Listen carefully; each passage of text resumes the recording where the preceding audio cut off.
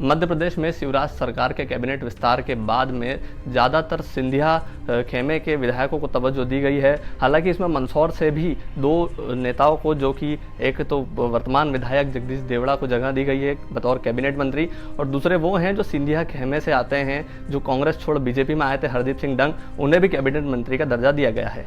ऐसे में मंदसौर विधायक यशपाल सिंह सिसोदिया, जो बीते करीब 3 बार से विधायक है मंदसौर से, उन्हें कहीं ना कहीं मंत्री पद में जगह नहीं दी गई है। इसी पर चर्चा को लेकर हमारे साथ विधायक जिस वक्त मौजूद है, हम उन्हीं से जानते हैं कि उनके क्या विचार है इस चीज़ को लेकर।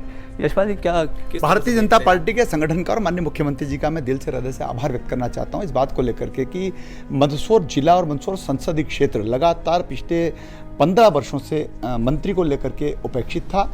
पहले का भी जो कार्यकाल था माननीय मुख्यमंत्री जी का, तब रतलाम, मंदसौर और नीमच जिलों को प्रतिनिधित्व नहीं मिला था। यह संसदीय क्षेत्र हमारा मंत्री मंडल में स्थान पाने को लेकर के वंचित था। और इस बार जब वो कहते ना कि भगवान देता है तो छप्पर फाड़ के देता है, संसदीय क्षेत्र से 3 मंत्री हमको प्राप्त हुए हैं। जावद से नीमच जिले के ओम सकलेचा जी, जो वरिष्ठ हमारे कैबिनेट मंत्री बने हैं। भाई जगदीश देवड़ा जी पूर्व में मंत्री थे, मल्हारगढ़ विधानसभा क्षेत्र मंदसौर से प्रतिनिधित्व करते हैं, पुनः उनको एक बार और अवसर मिला है।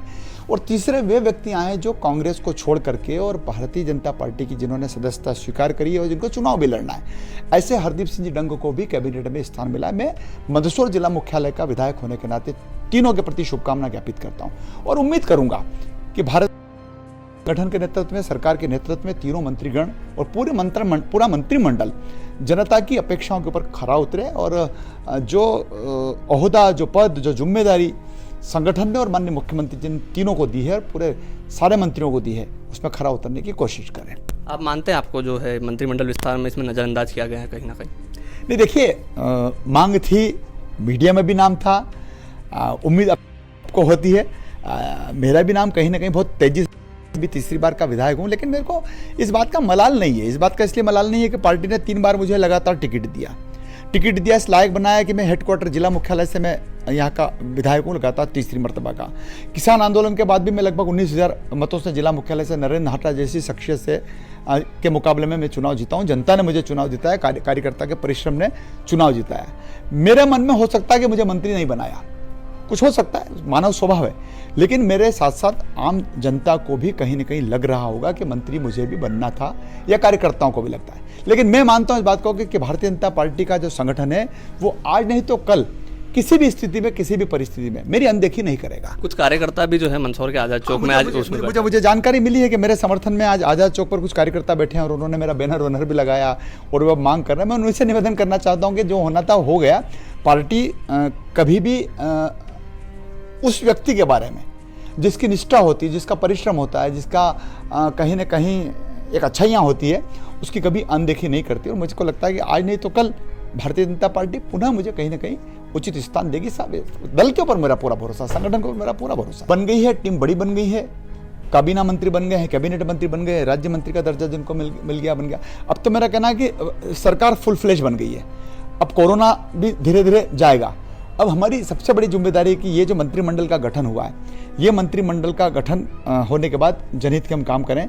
और मैं चूंकि सरकार का प्रतिनिधि हूँ, तो मैं पूरी मंत्री परिषद से भी इस बात की मांग करने का हक रखता हूँ और माननीय मुख्यमंत्री जी से भी इस बात का मांग रखने का हक रखता हूँ कि कमलनाथ जी ने किसानों को जो पूरे मध्य प्रदेश में धोखा दिया है, वो किसानों के कारण से 2 लाख रुपए तक के जिन किसानों के ऋण माफ नहीं हुए हैं और वे किसान हो गए, उनको 12-13% ब्याज लग गया।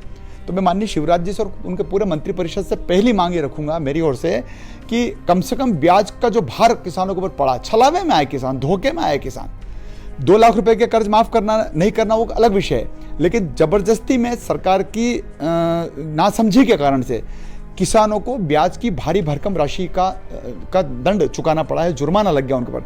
तो कम से कम 13% का जो ब्याज लगा उसमें रिलैक्सेशन सरकार को देना चाहिए। दूसरा, लॉकडाउन के दौरान मैं सरकार से निवेदन करूंगा, मंत्री परिषद से निवेदन करूंगा कि पूरे लॉकडाउन के दौरान जिस प्रकार से व्यापारियों को, कारोबारियों को और एक जन सामान्य को, जो सफ़ेद कूपन वाले, जिनको अपन APL बोलते हैं, उनकी आर्थिक स्थिति बहुत डगमग गई है। तो कम से कम दुकानें जब बंद रही है तो उनको बिजली के बिलों में जिस प्रकार से आए हैं बिजली के बिल, उसका समीक्षा करना चाहिए, समाधान शिविर लगाना चाहिए। और जिस दुकानदार ने शटर ही नहीं खोला दुकान का, लाइट, ट्यूबलाइट का बटन दबाना तो बात की बात है, उसने जब दुकान ही नहीं खोली है और उसको 1000-1000, 5,000 के बिल आ गए हैं बिना मीटर चले, उसकी जांच करना चाहिए, उसको रिलैक्सेशन देना चाहिए। तो तो ये थे यशपाल सिंह सिसोदिया, जिनका कहना है कि मंत्रिमंडल में उन्हें जगह नहीं मिली है, तो कहीं ना कहीं जो है आगे वे मानते हैं कि नज़रअंदाजगी तो नहीं है, लेकिन उनका नाम भी चल रहा था इसको लेकर के। फिलहाल वर्तमान जो मंत्री बने हैं उनसे उन्होंने जिले को लेकर के कुछ अपेक्षाएं भी जाहिर करी है। प्रीत शर्मा, पंजाब केसरी टीवी, मंदसौर।